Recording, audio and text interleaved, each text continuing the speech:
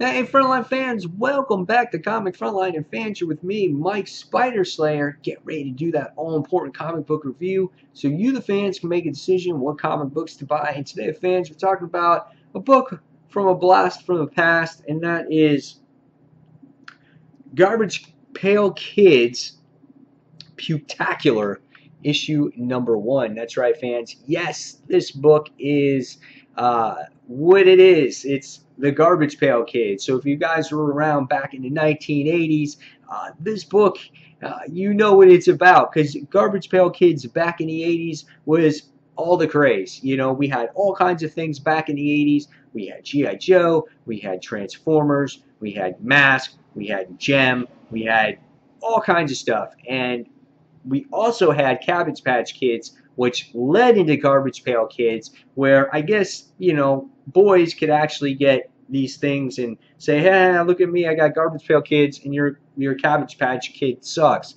Well, little did we know is girls collected Garbage Pail Kids too, so it wound up becoming all crazy. And what Garbage Pail Kids were these disgusting sticker cards that you collected, and it would be like Molly Muscles or Booger Bob or Atom Bomb or, you know, stupid things like that. So now IDW has created a comic book series based off of it. And what this book did was it had about 4 or 5 short stories in here. And let me just tell you, this made me laugh. Should I have laughed? I don't know. This book is kind of morally wrong. So I was kind of like, at the age of 39, should I be really laughing at this stuff? But it brought me back to my childhood, and I couldn't believe that I found this stuff really funny. So, yes.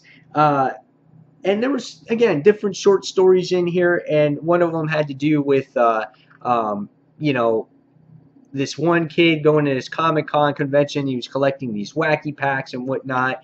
So it was kind of comical.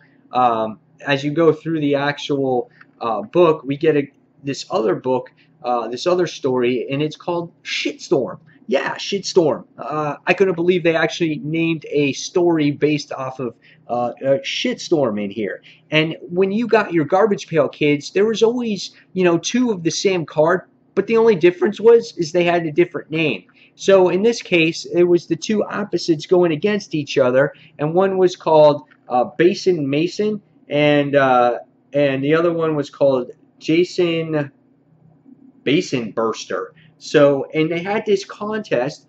Honestly, guys, who could shit the most? And I was dying when I was laughing, because they get on this golden porcelain bowl and they start shitting. Yeah, that's what they do. Honestly, guys, that's what starts going on. And all of a sudden what happens is they're going so much that it starts going down the hallway. It starts exploding the building. It starts going down outside of the building. It continues when you scroll here. There's this huge tidal wave that continues throughout the city. And so they keep shitting and shitting, and they're shitting so much that they're just sweating their brains out, and they don't know who's going to win. But there's this battle throughout the entire short story here. It starts flooding the city. I mean, that's how much it is. It was so exaggerative. I was sitting there going, you gotta be kidding me. And in the end, it wound up being a tie. And I was like, what? You gotta be kidding me. They legitimately made a story of 2 guys shitting on a bowl and it overflowing the earth. Yeah, that's what the story was. And you know what? I laughed. That's what I'm talking about. Should I have laughed? I don't know, but I found it entertaining. Made me feel like I was an immature teenager again. So yeah, funny stuff. There was another story in here about the Earth, our Earth, getting ready to explode, just like Krypton. So a normal boy winds up getting shipped off, just like how Superman would go, and he lands on Garbage Pail Kid Earth.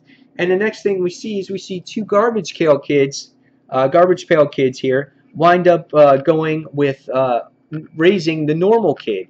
And all the normal kid wanted to do, which is the kid right here, is he wanted to fit in with the Garbage Pail Kids. He wanted to be just like a Garbage Pail Kid, but he could have never really figured it out. And by the time you get to the end of this issue, we wind up finding out that he winds up hanging out in a garbage can, and he's like, I'm a Garbage Pail Kid now because I'm hanging out in a garbage can. I was like, wow, this is crazy. And in this particular short story, they show you all some of the classic Garbage Pail Kids that maybe some of you know. Now, if you're a regular reader here, or younger reader, I'm sorry, if you're a younger reader, you may not know anything about the Garbage Pail Kids, and you're probably reading this going, really?